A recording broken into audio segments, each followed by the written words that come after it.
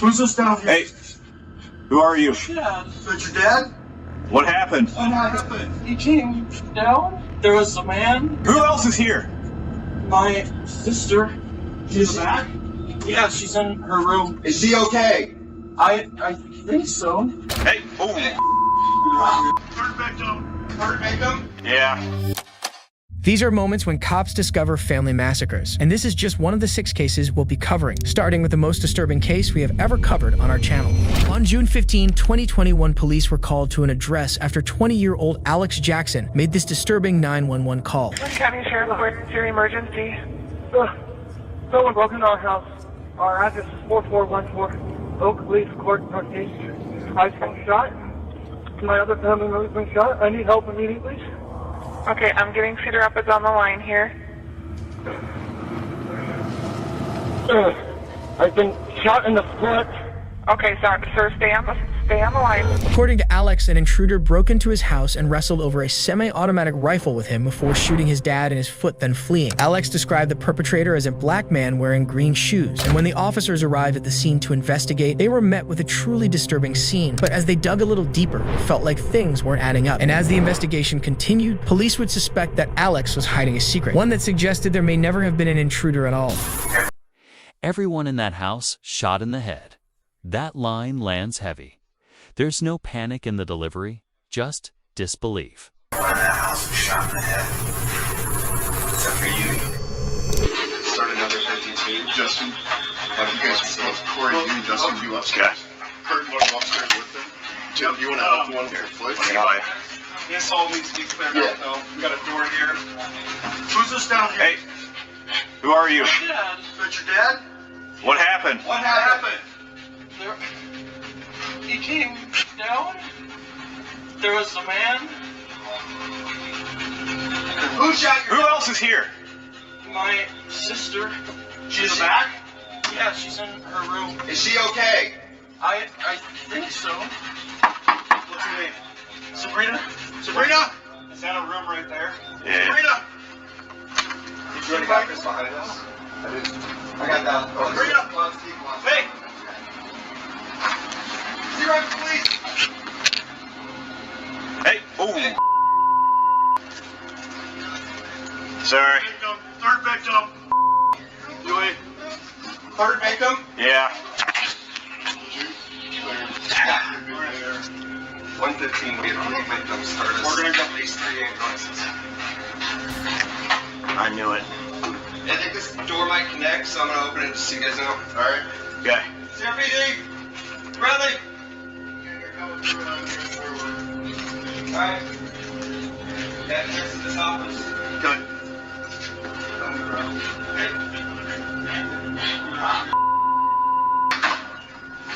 So we had triple homicide? Police discovered Alex's dad's body lying on the living room floor and his mother and sister in their bedrooms. Each victim had been shot in the face at point-blank range. But despite this, Alex was relatively uninjured, which the officers would have surely taken note of. But what really cemented the suspicions was the fact that there were no signs of a break-in inside the house, no broken glass or foreign footprints, and no valuables were missing. All suspicions were pointed towards Alex, who was sent to a hospital to be treated for his wounds, which gave the officers the perfect opportunity to question Alex. They'd soon find out that the lies were just beginning. Everyone in that house was shot in the head. Except for you, you got this superficial, tiny little wound in your foot. It makes no sense at all. Do you think it'll look better when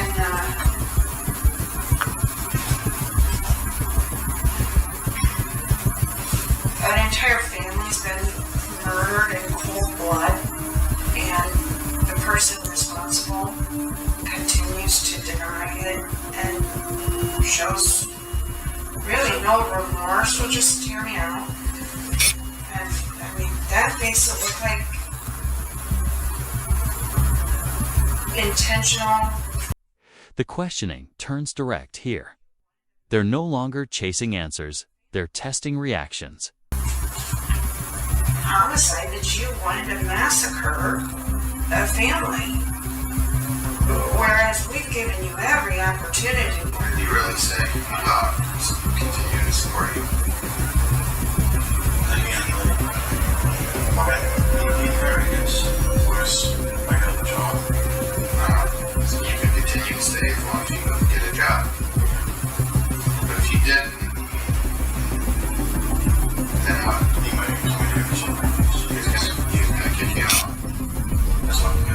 Law enforcement questioned Alex in the hospital for 4 hours and told him that there was no evidence that supported his story that there was an intruder in the house, and that they didn't believe an intruder stole his family's rifle and spontaneously killed his entire family. The officers then explained that they thought the likely motive was. They said that Alex's father had asked him to find a job if he wished to live in the house, but Alex decided killing his entire family was way easier than finding a job. Alex insisted he was innocent, but the officers did not believe him, and was subsequently arrested and charged with 3 counts of first-degree murder. After a quick trial, the jury found him guilty on all counts. He was sentenced to serve 3 life sentences. While murdering your family instead of finding a job is pure evil, but in this next case, a murderer decides to resist the cops with a knife in hand, resulting in an encounter that ends in death. On June 22, 2023, at 2:39 a.m., San Francisco Police Department were dispatched to a home after receiving a report of an aggravated assault. Said your wife is bleeding. You think someone killed her? Got her over the floor.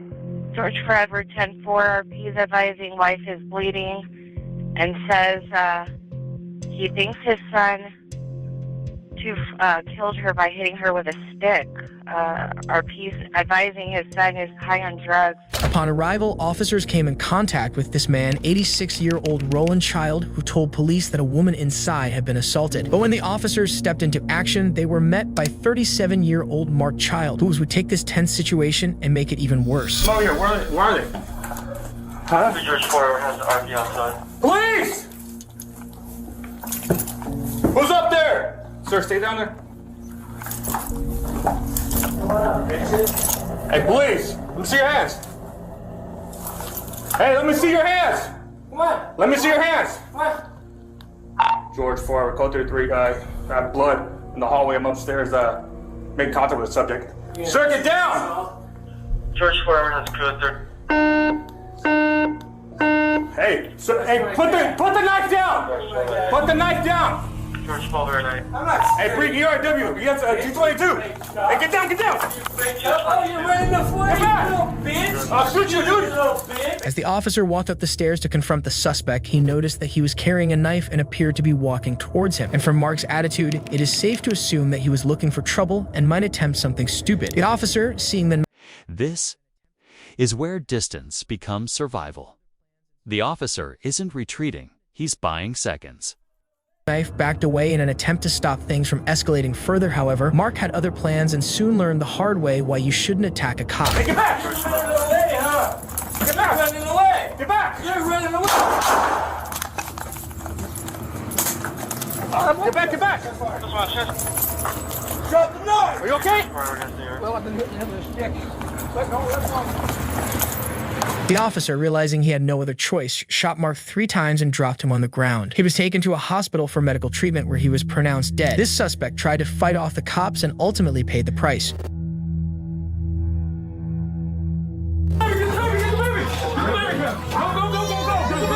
On May 17, 2024, at around 3 a.m., 51-year-old Todd Christopher Marchetti broke into his ex-girlfriend's house and held her and her baby hostage. But miraculously, at about 11:30 a.m., the baby's mother managed to escape and ran to a nearby construction site to call police. This 911 call would set off a course of action that would help take down a madman who endangered the life of the 6-month-old baby. My baby daddy broke in last night. He shot and killed my dog. I just ran out of the house to get help, and he shot his gun and he went back inside. And he's gonna kill. No, it's a surprise. My baby's inside. He's gonna kill my baby. In the middle of the night last night, he woke up, or he broke in. He broke in through the window. He brought over multiple knives and guns, and he told me he was gonna kill me. He shot and killed my dog. I convinced him to let me go outside and tell him that I was gonna go ask somebody about a window. How many people are inside with him, man? It's just my baby, and I think he's already killed him. How old's your baby? He's 6 months. When the surprise police department received the frantic phone call, they were quickly dispatched to the residence. But as they arrived at the scene, they could hear gunshots coming from within the house. However, since the officers knew the baby was still inside, they had no choice but to try to force entry and rescue the baby before the tragedy strikes. No? Hold on.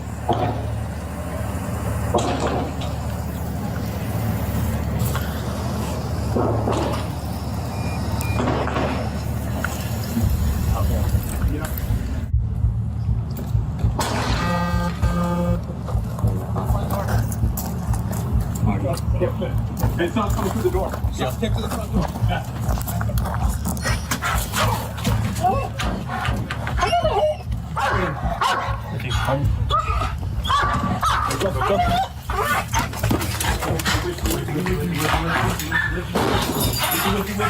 Get up. You guys slow. Be advised, we got units inside. He's taking the kitchen. We think he's in the 1-4 corner bedroom and the 3-bedroom kitchen. Again, be advised, he's inside. We think he's barricaded 1-4 corner bedroom. As law enforcement entered the house, the suspect was nowhere to be seen. But knowing that he was still inside, armed and dangerous, the officers searched through the house carefully. Carlton, if you need to go. Are you with me? With me.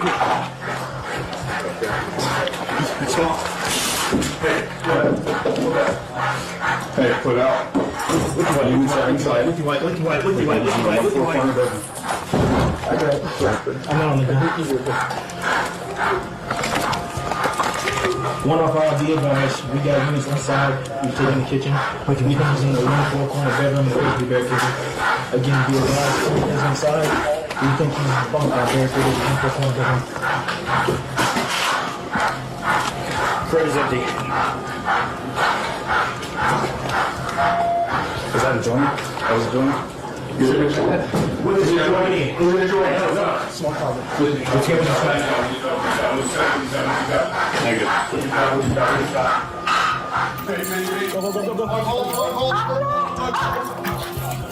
Watch out. Good. Outside. Go. With your car. Empty gun.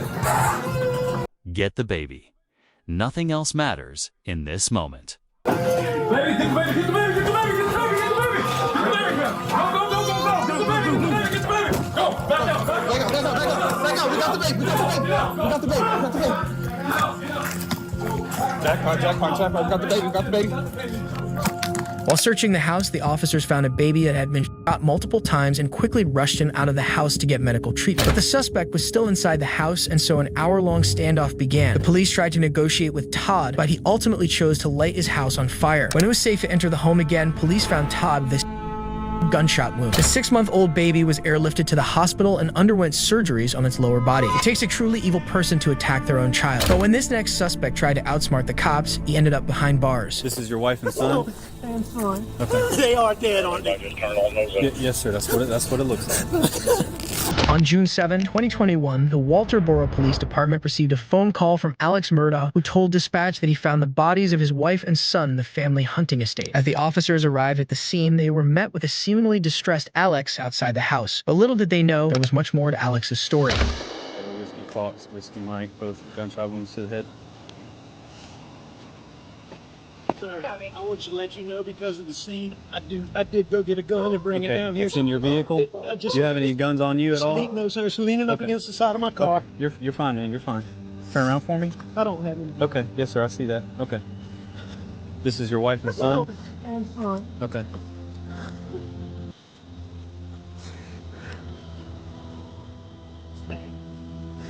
It's bad.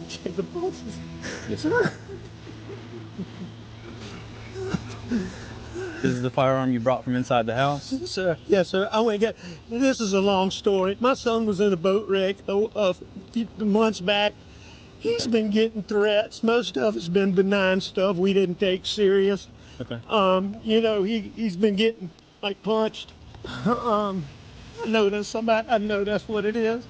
Okay. When did you get home? Right when you called, or did you go to the house first? Where is the house? I came to the house first. My mom has late stages Alzheimer's, and my dad is in the hospital. Okay. I left. I don't know what time. I can go back on my phone and tell you the exact times. Did you check? Okay. Did I check what? Did you check, ma'am? We got medical guys that are that's what they're gonna do. Okay. What are they doing? Can they hurry? They are. Yes, sir. That gentleman that was out here already, he's one of the battalion chiefs. Okay.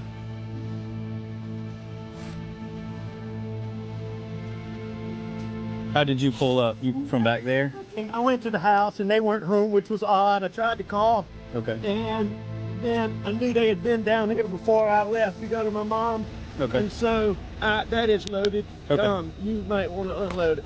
But Alex appeared to be distraught when speaking with the officers, but unfortunately for him, a murder was committed that warranted a thorough investigation, and what the officers would soon find would paint Alex in a much different light. They are dead, aren't they? Just turn on those. Yes, sir. That's what it looks like. Randy. I can call her Dad.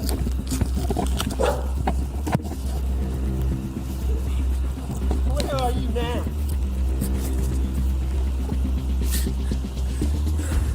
All right. Yeah, the police are here now. The police are here now. After determining that the victims were indeed dead, the officers started searching around the property to find any clues. But after searching around for a while, the officers didn't find any signs of forced entry, so they were forced to abandon the search for the night and return the next day. Down on by your feet. I need to collect them. I saw one over here. There's two right there. Shell casings don't lie. They stay exactly where orientation. The next day, detectives managed to find 5 300 blackout shell casings, and after looking through his gun collection, they found several blackout shotguns on display. This made them suspicious that Alex was the one who murdered his family, so they started looking for more evidence, starting with the t-shirt that Alex was wearing on the night of the murder. After retrieving this, it was sent to a forensics lab, and the report showed that there were several blood stains on the t-shirt, which when DNA tested, proved belonged to his son. Following these revelations, a warrant was issued for Alex's arrest. Alex Murdaugh was charged with the murder of his wife and son, along with 22 federal charges, including bank fraud, wire fraud, and money laundering. He was found guilty of all charges and was sentenced to 2 consecutive life sentences plus 40 years. Killing your own son for no reason is psychotic. Unfortunately, this isn't the only time a parent ending their children's life. In this next case, an evil father decides to take the lives of his 3 sons away, seemingly for no reason why. What are you doing, man? Can I roll over? I ain't gonna hurt you. Chad Dorman may have seemed like a typical father. He spent quality time with his 3 sons by fishing with him and even took them to a local dirt bike race on occasion. He also coached third base for one of his sons' baseball teams. But on July 15, 2023, 5 days after one of those games, Ohio police would receive a distressing call that would turn Chad's reputation from loving father to cold-blooded killer. Can you tell how many people have been shot? I think 2 children. Okay. All right. I need. What was I've seen? There's a girl running down the street saying that her stepfather is killing everyone in her family. And what did the female say to you? And she says that her stepfather is killing everybody in her house. I did. I'm on the phone with them right now. Did she say how or what was happening? I asked her to get in the car with me, and she said she couldn't leave her family. When the officers first arrive at the scene, they locate Chad and devise a plan on the best way to approach. At this moment, the officers aren't sure if Chad is still armed, so they elect to approach from the direction with the most cover. Little did they know, Chad would be waiting for them. Stand up now! I'm not showing hands, so we're calling command. His name is Chad Dorman. Chad Dorman. I know, but we can't. If you're on first aid and he's not complying, and you know he's a shooter, shoot him. Show us your fucking hands now! Stand up! Stand up! Stand up! Stand up now! Stand up! Stand the fuck up! EMS, the stage, and air carriers are going to go ahead and fly whenever any units can advise. Get your hands up here. The officers find Chad sitting on the porch, staring at his wife as she desperately tries to resuscitate her sons. The cops are initially hesitant to approach Chad, however, after realizing that he is still armed and could possibly try and attack his wife, the officers decide that approaching him head-on would be the best course of action. Luckily for them, Chad doesn't put up a fight and makes no attempts to harm them. However, he doesn't comply with the officers' commands, so they drag him to the ground and handcuff him. But the suspect's unusual responses to being arrested don't stop there. Man, I ain't trying to hurt nobody. I'm completely sober. 63, we're 21. Get the EMS over here. Well, I did drugs with a flip, but I don't do drugs now. I'm sober. I'm not trying to fight you. 63. Get your butt inside. Yellen, get your butt inside. We on primary? Now. 29, we got 3 kids down. 3 kids down, 16 down. Yellen. 63, we're 21. Have EMS respond over here. You're clear, they're being advised. Robert 34, just started mass custody response. 63, do you want them to respond to the Laurel Lindale address? Where exactly do you need them? We're right in the front yard. You took my life from me. My life. What are you doing, man? Hey, are you copying all this? Can I roll over? I ain't gonna hurt you. I ain't gonna hurt nobody. You got anything on you? No, I ain't got nothing, man. Phone, that's it. I ain't mad, I ain't nothing. Just make sure that dog don't come out. I don't think he'll bite you. Just don't reach for him and try to grab him and pet him. All right. He won't bite you. What's going on, man? Nothing. Can I stand up? It's kind of uncomfortable. I'm gonna get you here in a second. I ain't running away. You can do whatever you want with me. Chad's reaction to the officer's question is nothing short of shocking. He tells them that there's nothing to be worried about, even though his wife is wailing over her son's body is not even 10 feet away. Not only that, he also tells the officers, "I ain't gonna hurt nobody," an eerie phrase considering it's coming out someone who just murdered his sons.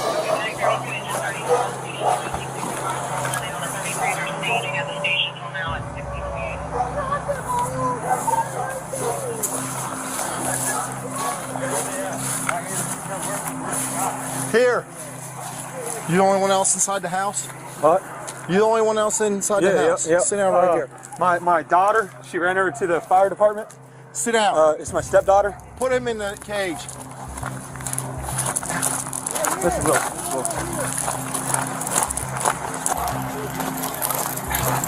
This is Will. They're all being advised to come. They've requested 2 additional medics. There's also aircraft flying, but they need an LV and not a copy. Yes.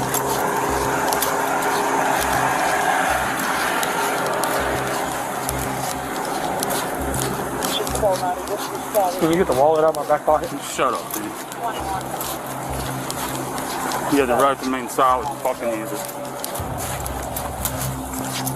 Yes, sir.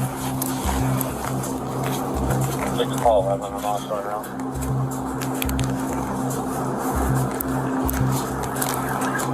I'm almost there. Chad was charged with 9 counts of aggravated murder, 4 counts of felonious assault, and 9 counts of kidnapping. He was found guilty on all charges and was sentenced to life in prison without the possibility of parole. But some suspects are even worse, like the woman who lived alongside her parents' corpses for 4 years. Back in 2019, 70-year-old John McCullough, along with his wife, 71-year-old Lois, an elderly couple from Essex, seemingly disappeared off the face of the earth. They lived in their house with their daughter, 36-year-old Virginia McCullough. The couple was very active in the community, so it wasn't long before people started noticing their absence. However, whenever their daughter, Virginia, was about them, she'd always give out excuses as to where her parents went. That all went on for around 4 years until people eventually caught up to the truth. But the truth was beyond horrifying. No one in here at the moment. Hold on. The police. Got it. Stay where you are. Stay where you are. Show me. Stay where you are. Show your hands. You there? Jenny?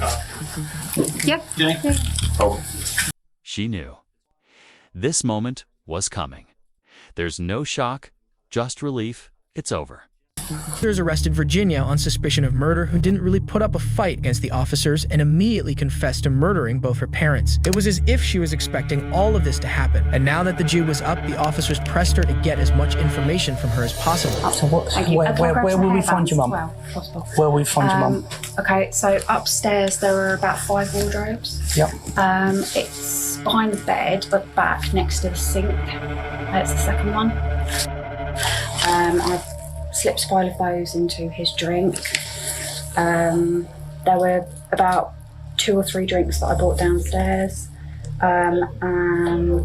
Yeah, they were basically, he didn't drink all of them. He only drank probably about half of 2. But yeah, when I went in the morning, this was before my mother. When I went in the morning, early hours, I got up about half an hour early, about 6 o'clock in the morning. Came in and he was gone. He was gone. Okay. It's up to you if you want to talk. Yeah. But the thing is, purpose of your arrest. Purpose of your arrest is for a prompt, effective investigation, as well as by questioning you. We can't do that here. It needs to be done at a police station, all right?